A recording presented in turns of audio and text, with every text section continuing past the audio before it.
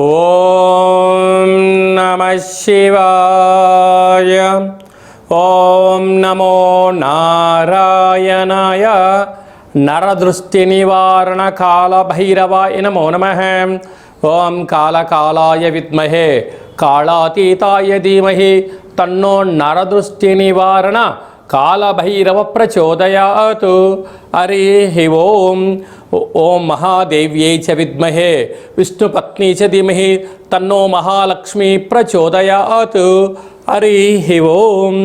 మా ఛానల్కి స్వాగతం. చూస్తున్న వీక్షకులకు ప్రేక్షకులకు ప్రియ కాళభైరవ భగవద్బంధులకి స్వాగతం పలుకుతూ మమ్మల్ని ఎంతగానో ఆదరిస్తూ ఉండబడినటువంటి ప్రియ సోదర సోదరీమణులకు సనాతన ధర్మ సంరక్షకులకు జ్యోతిష అభిమానులకు అందరికీ కూడా ఆషాఢ మాసంలో బహుళాష్టమి అమావాస్య గురువారము, ఈసారి శ్రావణ మాసము శుక్రవారం ప్రారంభం అవుతుంది కనుక విశేషమైన వ్యాపార అభివృద్ధి సకల ఐశ్వర్యం అందరికీ కలగాలని కోరుకుంటూ మనసారా మహాలక్ష్మీదేవి అమ్మవారిని వేడుకుంటూ అందరికీ ఆశీర్వచనం. 16/7/2025 నుండి 31/7/2025 వరకు పుట్టినటువంటి వారందరికీ కూడా ముందస్తుగా జన్మదిన శుభాకాంక్షలు. గతంలో వివాహం చేసుకున్న వారికి వివాహ వార్షికోత్సవ శుభాకాంక్షలు. ద్వాదశ రాశుల్లో గ్రహ గమనాల్ని ఒకసారి వీక్షింపచేద్దాం. వృషభ రాశిలో శుక్ర భగవానుడు స్వక్షేత్రం సంచార స్థితి, మిథున రాశిలో దేవగురు బృహస్పతి సంచార స్థితి, కర్కాటక రాశిలో రవి బుధ సంచార స్థితి, బుధాదిత్య రాజయోగము, సింహరాశిలో కుజుడు మరియు కేతు సంచార స్థితి, కుంభరాశిలో రాహు సంచార స్థితి, మీనరాశిలో శని భగవానుడి యొక్క సంచార స్థితితో ద్వాదశ రాశుల్లో గ్రహ గమనాలు ఈ విధంగా ఉన్నాయి. కుంభరాశి వారికి ఆషాఢ మాసంలో బహుళాష్టమి గురువారం అమావాస్య గురు పుష్యార్క యోగ సందర్భంగా ఎలాంటి యోగాన్ని పొందాలి, ఎలాంటి ఐశ్వర్యాన్ని పొందాలో ఈ వీడియోలో సవివరంగా సంపూర్ణంగా తెలుసుకుందాం.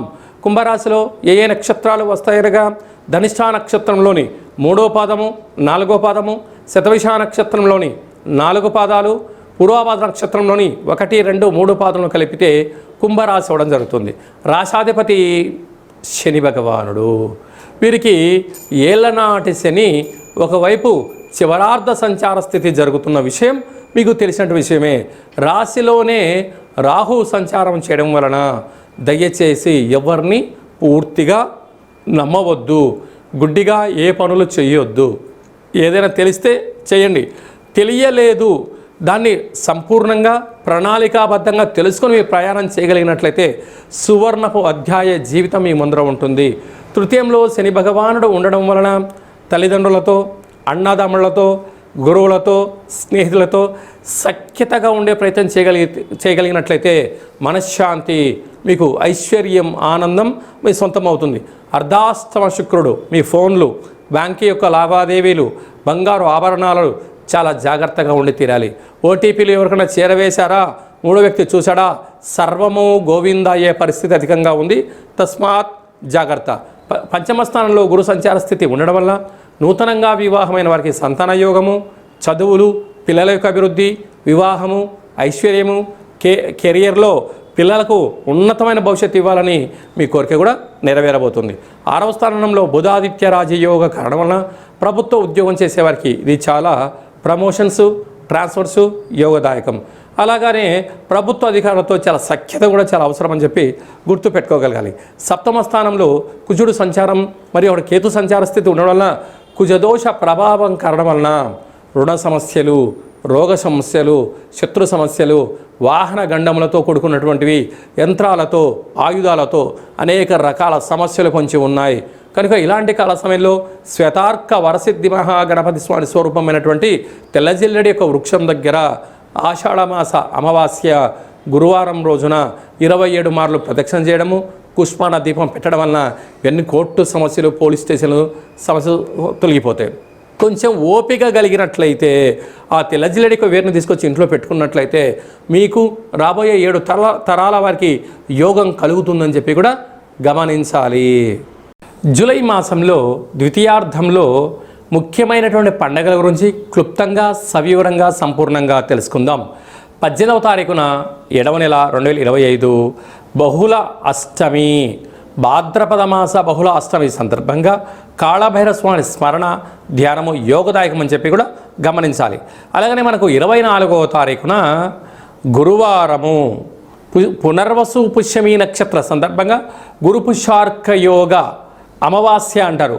అనగా అర్కము అనగా తెల్ల జిల్లెడి యొక్క వృక్షము కనుక తెల్ల జిల్లెడి వృక్షం దగ్గర దీపం పెట్టడం, పరిస్థితి అనుకూలించినట్లయితే ఆ తెల్ల జిల్లెడి యొక్క వేరును తీసుకుని వచ్చి వాటిని బాగా శుద్ధి చేసి పసుపు కుంకుమ సింధూరాన్ని పోసి ఇంట్లో పెట్టుకున్నట్లయితే అద్భుతమైన విపరీతమైన రాజయోగం కలుగుతుందని చెప్పి గమనించగలగాలి. శ్వేతార్కము అంటే తెల్ల జిల్లెడి యొక్క వేర్లలో వినాయకుడి స్వరూపం ఏర్పడి ఉంటుంది. అలాంటి వేరును ఇంట్లో మనం ఉంచుకోవడం వలన, ఆ స్వరూపాన్ని ఇంట్లో ఉంచుకోవడం వలన విద్యలో, ఉద్యోగంలో, వ్యాపారాలలో, రాజకీయాలలో, సకల కార్యక్రమాలలో తిరుగులేనటువంటి జీవితం మీ సొంతం చేసుకుంటారని చెప్పి గమనించాలి. అందరికీ ఆ యొక్క శ్వేతార్క వరసిద్ధి మహాగణపతి స్వామికి ఆశీస్సులు ఉండాలని కోరుకుందాం. అందరికీ ఎవరికి ఎలాంటి అష్ట కష్టాలు లేకుండా అష్టైశ్వర్య ప్రాప్తిని కలిగించాలని కూడా మనసారా కోరుకుందాం. అలాగనే ఈ సంవత్సరం మనకు శ్రావణ మాసము మొదటి శుక్రవారంతోనే ప్రారంభమవుతుంది. విశేషంగా పుష్యమీ నక్షత్రము ఆశ్లేష నక్షత్రంలో ప్రారంభం అవుతుంది కనుక ఈ సంవత్సరం మహాలక్ష్మీదేవి అమ్మవారిని అందరికీ విద్య, ఉద్యోగ, వ్యాపార, జనాకర్షణ, ధన ఆకర్షణ కలిగించే యోగ్యత శక్తి ప్రసాదించబోతుందని చెప్పి కూడా గమనించాలి. కనుక మనం అందరము కూడా వీలైతే మనం శుక్రవారం పూట అమ్మవారిని స్మరించడం, ధ్యానించడం, లక్ష్మీదేవి పూజ చేసుకోవడం వలన సకల ఐశ్వర్యాలంతా కూడా మన సొంతం అవుతాయని చెప్పి గమనించాలి. అందరికీ అమ్మవారు సకల ఐశ్వర్యాలని, అలాగే ఆదిలక్ష్మీ గణపతి, ధైర్యలక్ష్మీదేవతి, విద్యాలక్ష్మీ గణపతి, సకల ఐశ్వర్యలక్ష్మీ గణపతులు సంపూర్ణమైన ఐశ్వర్యాన్ని ప్రసాదించాలని మనసారా మనం కూడా కోరుకుందాం. మీ వ్యక్తిగత జాతకం తెలుసుకోవాలనుకుంటున్నారా? మీరు పుట్టినటువంటి తేదీ, నెల, సంవత్సరం, సమయం రాసి మీరు పంపించగలిగినట్లయితే 100 సంవత్సరాల జాతకాన్ని సవివరంగా సంపూర్ణంగా వ్రాసి పంపించి మీరు పుట్టినప్పుడు గ్రహ గమనాలు ఎలా ఉన్నాయి, ప్రస్తుతం ఎలా ఉంటున్నాయి, రాబోయే కాలం ఎలా ఉండబోతున్నాయో సవివరంగా సంపూర్ణంగా తెలియజేయడం జరుగుతుంది. చాలామందికి పుట్టినటువంటి కాల సమయంలో డేటా బర్త్లు లేనటువంటి కారణం వలన పేరు యొక్క మొదటి అక్షరాన్ని అనుసరిస్తూ అలాగనే మీకు రమణ శాస్త్రం ద్వారా అనగా గవళ ద్వారా భూత, భవిష్యత్, వర్తమానాన్ని కాళభైరవ ఉపాసన చేత తెలియజేయడం జరుగుతుంది.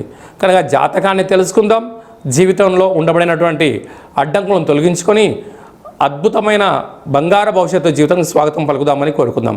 కనుక ఆసక్తి గలవారు అపాయింట్మెంట్ తీసుకొని సంప్రదించగలరు. అలాగనే వివాహమైనటువంటి దంపతులు తరచుగా గొడవ పడుతున్నారా? ఎందుకు గొడవ పడుతున్నారు?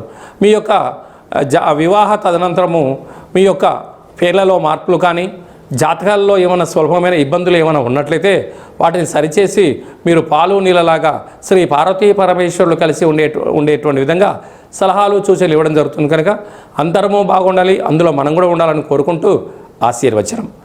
ఓం శతమానం భవతి శతాయు పురుష సతేంద్రియ ఆయుష్యేవేంద్రియే ప్రతిష్టతి ధనం ధాన్యం బహుపుత్రలాభం శత సంవత్సరం దీర్ఘమాయు సర్వే జనా సుఖినో భవంతు లోకా సమస్తా సుఖినో భవంతు సర్వం శ్రీ మహాలక్ష్మీ దేవతార్పణమస్తు.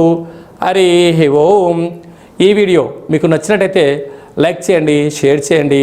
అందరికన్నా మీ వ్యక్తిగత జాతకాన్ని ముందుగా తెలుసుకోవాలి అనుకుంటున్నట్లయితే మా ఛానల్ని సబ్స్క్రైబ్ చేసుకోండి.